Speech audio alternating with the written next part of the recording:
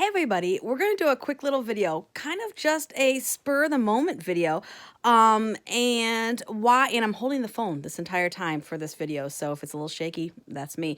Why am I wearing a Santa hat? It's well after Christmas, well after New Year's, because I couldn't find any of my baseball caps just handy down here, and I didn't want to go all the way up the stairs to my bedroom to find a baseball cap, and I have not brushed my hair this morning, and so I've been putting away the Christmas stuff. I found this on the sunroom couch, needed something on my head, and this is it. So deal with it for this whole video. It's going to be beautiful. I just wanted to, I guess this is a video about be careful what you put in the little thing for Google. Oh, and as you can see, I still have my chore clothes on. I am not putting on a show for anybody today. We're not dressing up. We're not, it's just, yeah, this is it. Anyways, when you're Googling something, just be careful what you put in there. For example, I was out petting the pigs today. It's incredibly relaxing. We'll get to all the benefits of it because it has to do with what I'm going to talk about. But I came in, my hands were filthy, just absolutely filthy. And so I took a picture because I was going to make a cute little post where, like, oh, one of the things you get from petting pigs, dirty hands, right? And so I was like, yeah, but what are some positive things you get about petting or from petting pigs?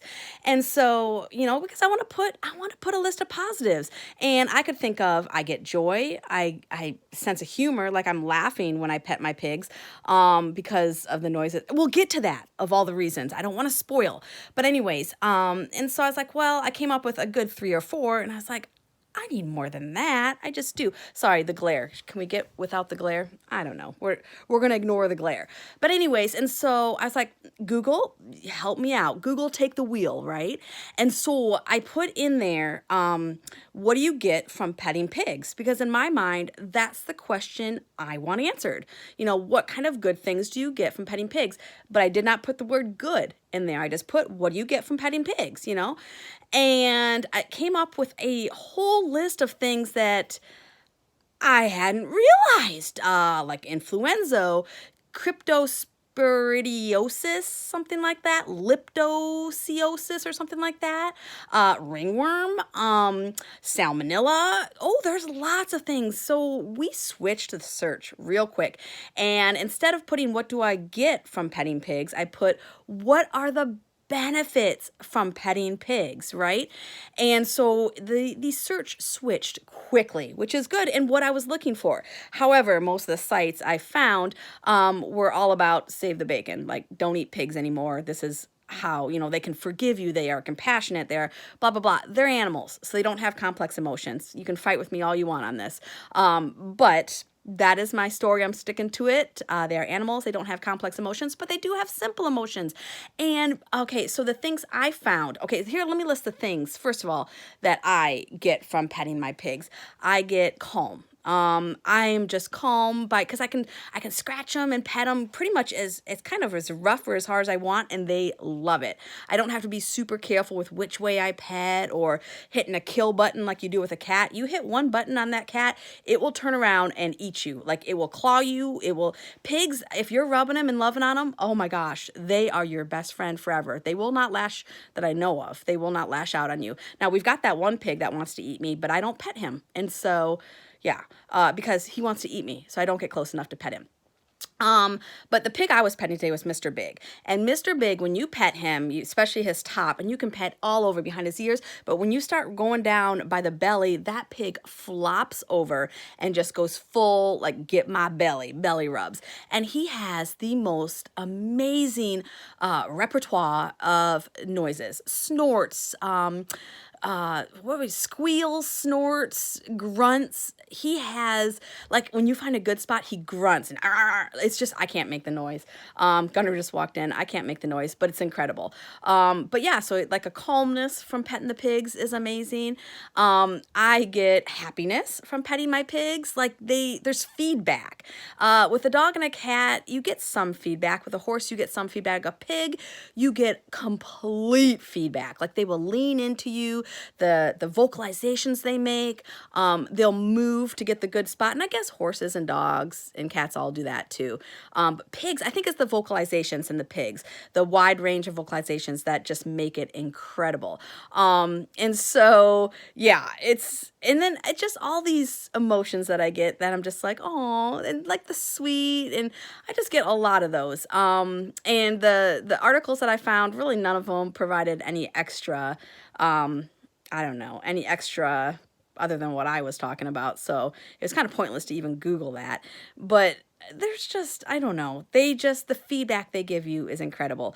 But yeah, so on our Facebook post, I am going to post the picture, I cleaned my hands since then, of my dirty hand and some sort of little cute things of what I get from petting my pigs and rubbing my pigs and giving my pigs little back rubs and belly rubs. But I think it's the vocalizations that get me. But yeah, I always said I would never have pigs, and these pot-bellied pigs, they were a rescue situation, but wow, are they incredible, and I'm so glad we have them.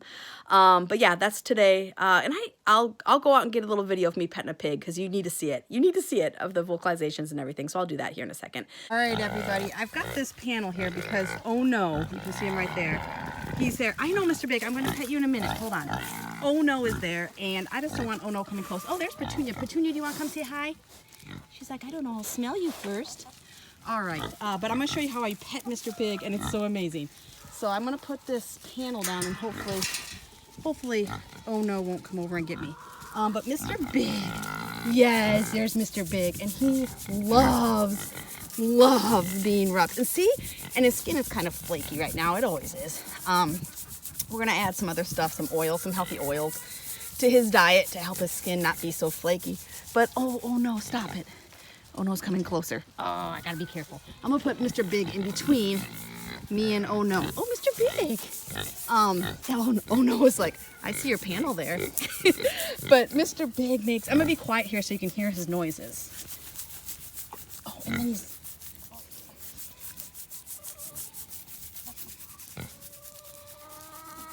the chickens are behind me. Look at the chickens say hello. Hi, Petunia. Okay, hold on, Petunia. Hi, baby girl. Oh, Petunia wants some love too. Yeah. Yes, Petunia. I'm Mr.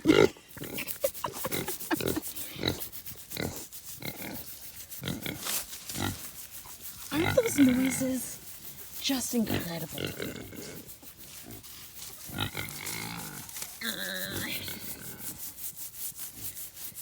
I'm telling you, this is the best part about having a homestead farm with pets that you know will be pets forever. They'll never be butchered. Pot-bellied pigs you can't butcher. Too much fat. But that you can develop a relationship with these guys and just love on them. Just fully love on them. It is incredible, guys. Absolutely incredible.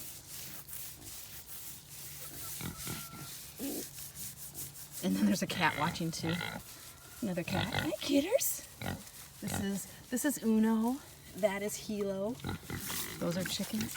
Oh, did you find something yummy? Petunia. Sometimes she's shy, but she wants to come and get love. I think she hears Mr. Big's vocalizations, and so she knows it's a good thing, and so she comes over. She needs her tusk trimmed. We got to do that. She likes right there, right between the eyes, above the nose is her favorite spot, and she likes behind the ears. Oh, Petunia, I love you, baby girl. She's what they call a, what is it, Juliet. She's a Juliet pig. I think that's the name of it. And she lost all of, do you know they lose all of their hair once a year? And she lost all of her hair, and I freaked out because I didn't know that about pigs. And then they grow it all back in. And so she's grown beautiful, beautiful hair back in. But she lost all of her hair, and I freaked out. And I was just like, oh no, what kind of weird disease do my pigs have? And I Googled it, of course, and found out that they lose their hair every year.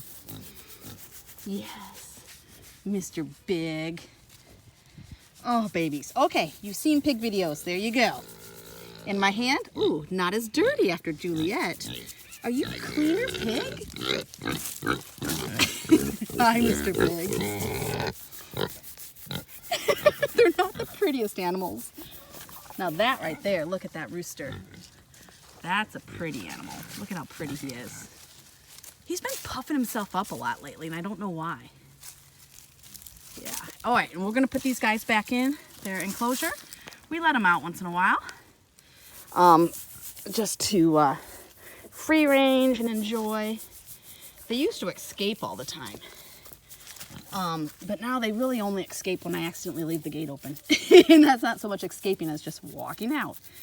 Or I won't latch it all the way and they'll push through because I'll be in there cleaning or something, or rearranging and cleaning or something. I'm stroking his ear right now and he loves that. But yeah. Oh, hello. Hello. Oh, I love you, Mr. Big. He is like our ambassador pig. If you're calm and if you've got good energy, as far as you're not all hyper, you're not all crazy, he'll let you pet him forever. And he lets kids pet him, which is just awesome. Oh, I love these guys. Love them. Okay, guys, I could be here all day with the pigs, honestly, petting them and loving on them. But you guys don't need to see that. So Mr. Big is going to follow me around forever now. Time to go up because we're going to head to lunch, guys. Love you. Bye-bye. Get a good one of your eyes. So he's got, if you can see, come on, Francis, stay. He's got one blue eye. Why are all the chickens coming down here? Stop, Francis. He's got one blue eye.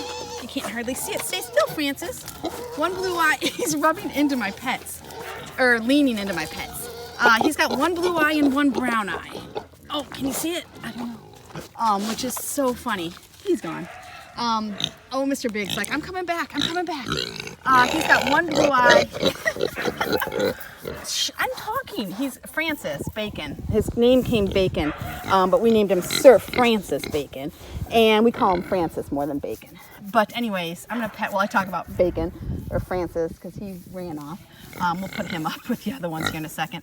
But he came to us and from a situation where he kept getting out and he was in town, small little area, kept getting out. And so he came here so he can live a life of freedom and foraging and having a good time with other pigs. But anyways, he is like the boss. He's the littlest one, but he is the boss. Oh, here he comes. He is the boss of everybody. And he runs around nonstop. But when he gets out to free range, he runs around like crazy. But he is the boss of everybody, which is so funny because he's the smallest.